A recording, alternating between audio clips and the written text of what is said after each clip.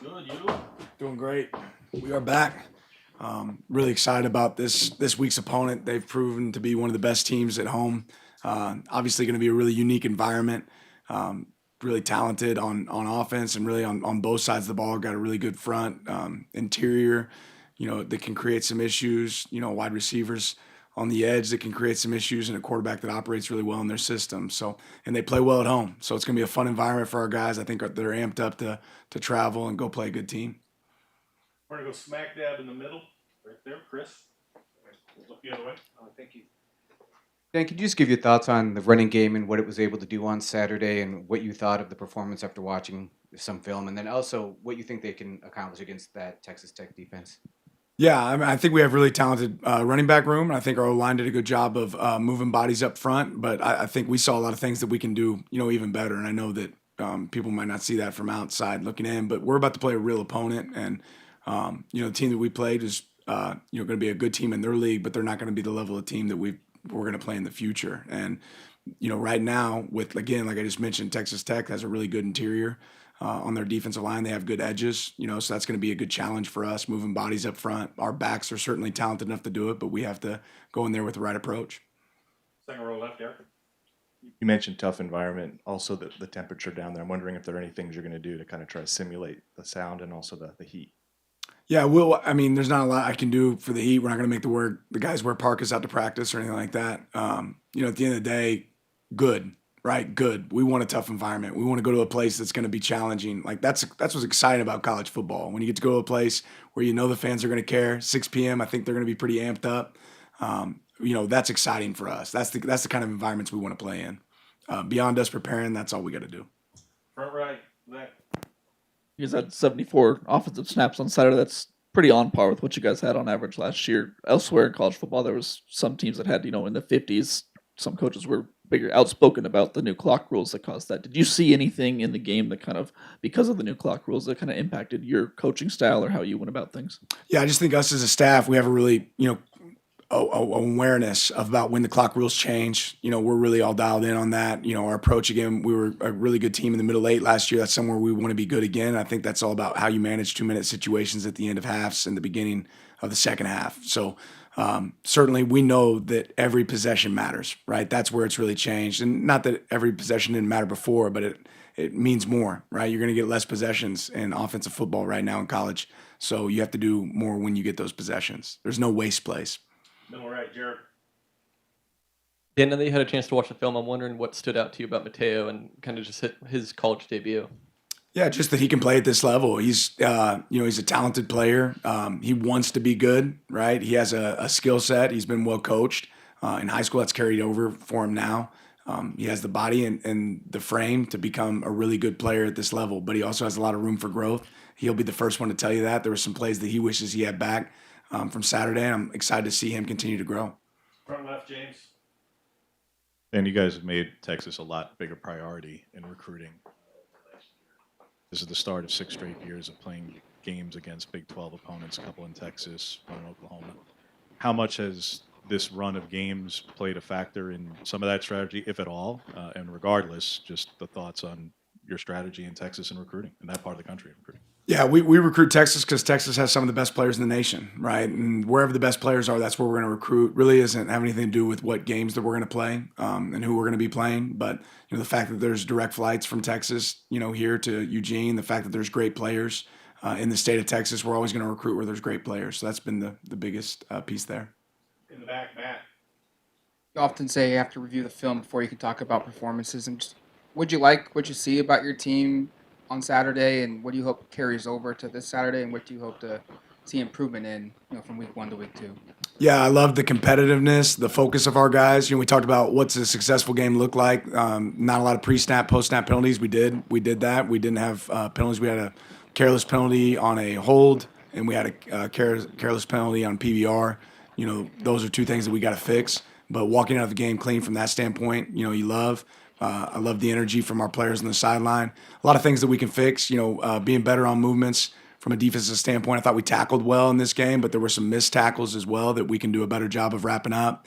I think getting the ball to our outside arm on offense so we can work stiff arm opportunities to break the ball, to move the ball down the field. Something we want to focus on, chasing the ball, better with our offensive line and our skill players when they don't have the ball in their hands. Something we want to look to improve. We want to be able to connect on some of those shots that we missed. We still move the ball well, but you avoid some of those third and longs that we hit and had success on when you're able to move the ball on those shots earlier in the series. Second row on the left, Eric. Just curious on what challenges you see on film that Tech provides both on offense and on defense. Yeah, their tempo. I mean, on offense, they're a team that snaps as many snaps as anybody in college football. You're going to see they're going to be able to go really fast, really quick. They line up in a lot more stacks and bunches than any other team in college football, so you have to be sound in how you handle those rules.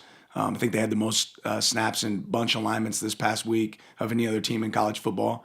Offensively, that's a big piece of it. They really have the ability to kind of do two different offenses where they are wide open and then they get a tight end in the core and can create some run game issues and some pass game issues. They do a great job of, attacking down the field vertically, but they set that up with the way that they, do screens and like quick passes, some quick games. So I think that's, a piece that shows up. Defensively, they're a pressure team. You're going to see a lot of pressures from them. They find ways to pressure in unique ways. And they do a good job of running to the ball. They play with great effort. Effort shows up all over the film on special teams. I think that's somewhere that they've been really good. They're aggressive in the return game. They're going to try to bring the ball out, right? And they've been able to create some explosive returns doing that. Front right, Zach. Well, Stein's first real game calling the offense here, he it looked like he called it from the field the whole time. But operationally, how do you think that went with him down on the sideline rather than up in the booth? Yeah, Will's a pro. I thought the whole offensive staff did a good job of handling and managing, moments within the game, how they called it. It really mimics what we already do in practice, but I thought he did a really good job. I thought our whole offensive staff did a good job of the communication and really the same thing, from a defensive standpoint. Communication was good on Saturday. Front left, James.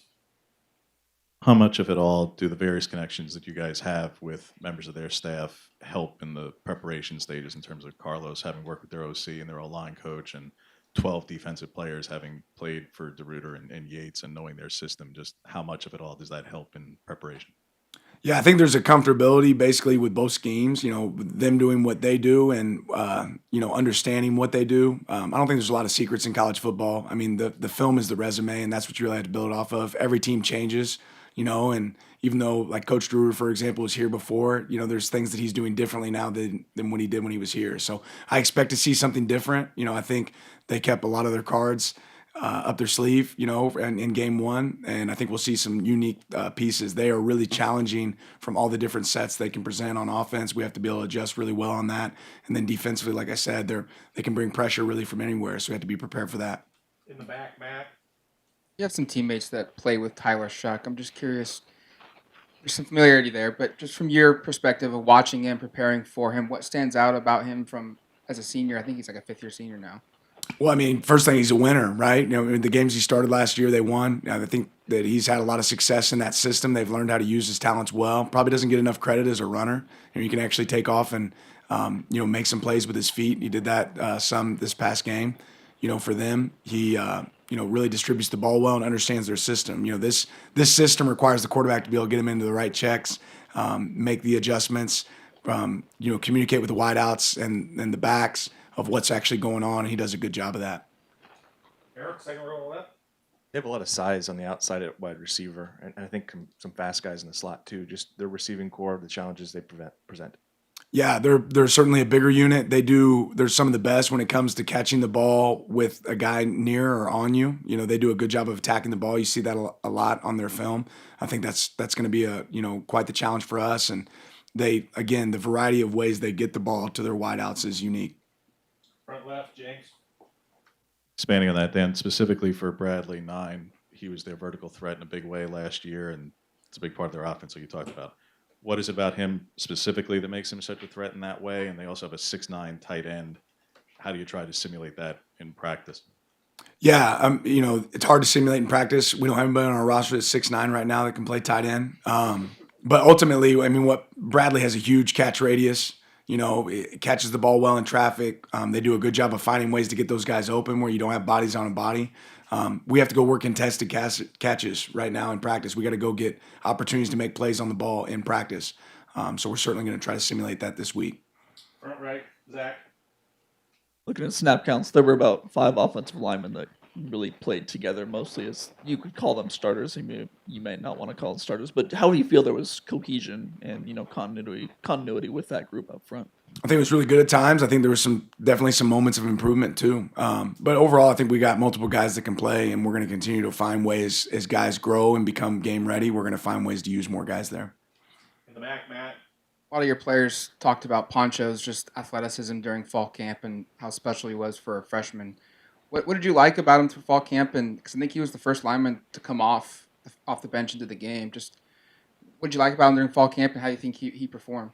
Well, my favorite thing about Poncho is his physicality. He's a physical player. He's got heavy hands. He can move people up front. He's actually a really intelligent, smart player. He's been able to pick up what we do relatively quick. And I think having his big brother on the team is a guy that's pushing him as well. If a coach can't say it, his brother's going to let him know what it needs to look like. And I love the combination of those two guys on our team. Center on the left, Eric. Want to see if there's an update on Evan, Justin, and Nishad. Yeah, I'm not going to talk about any injury guys. Whoever we're able to roll in there with at Texas Tech, we'll be able to roll in there with. Feel good about progress with those guys. James. Offensively, will Chris Hudson be able to go? I'm going to talk about anybody that didn't play this past week. If they didn't play this last week, I'm not going to talk about them. Tyler had 4 passes batted down this past weekend, and Texas Tech's coaching staff was talking about that today, saying that 2 of them were on him, 2 were elsewhere. In looking at that, are there things there that you feel like you guys might be able to take advantage of by way of size on the line of scrimmage, or just a reminder to you always want to get hands up from D linemen? I get that, but the quarterback with passes batted down, does it emphasize that much more? Yeah, I just think in general, when you can impact the quarterback, everybody thinks of sacks immediately, and that's not the only way you can impact in the passing game, right? It's a lot easier to cover when you don't have to because the ball got batted. So as much as we can get our hands up, it certainly matters, especially with a team that gets the ball out quick, which these guys do. So that's something we'll definitely emphasize. Matt in the back. Earlier, you referenced they ran the most bunch sets at receiver in the country last week. Why is that an interesting stat? Like, what's the stresses it puts on you guys defensively, or any defense? Yeah, it just requires communication. You have to figure out how you're going to match patterns as they come out, right? And they don't always come out the same direction, right? So, they do a good job of changing that up. Luckily for us, I think we do a good job of matching it. So if we do a good job of matching it this week and having some variables that you can play to those sets, if you don't always play them the same way, I think that gives you a chance to be successful. Time for 2 more. Right middle, Jared. Omarion's a guy we haven't really asked you about this fall, but obviously gets his first start. What did you see him do kind of the last couple of weeks during that? Yeah, he prepares every single day as a guy that's going to go out there and be on the field. And when his opportunity comes, he does a great job of that. He plays with physicality. He's tough. He's learnable. He's easily coached, and he's hungry. So when his opportunity came, he did a good job. And I think he'll continue to get more opportunities because he does what he's coached to do. Last question, James, turn left. Joey McGuire was really self-critical today, talking about their defense, saying he thought that their pass rush lanes against Wyoming were absolutely horrible, in his words. When you know that that's something that he is emphasizing to their guys, what do you want to get across to your O-line, but beyond what they see on tape, when they're calling it out publicly as they have and they're comfortable doing that, what do you want to get across to your O-line when they're going to be emphasizing that weakness this week? Yeah, at the end of the day, we're going to continue to focus on us, right? And we know that they have skill. We know they have talent at those positions, up front in particular. So we're going to continue to focus on what do we need to do to be able to handle that well. We're not going to be at their practice. We're not going to see what they're doing. I'm sure they'll want to dial up pressure just like we will, right? So they're going to want to get better up front. So will we. And that's going to be our focus as us. Thank you, Coach. Appreciate Appreciate your time.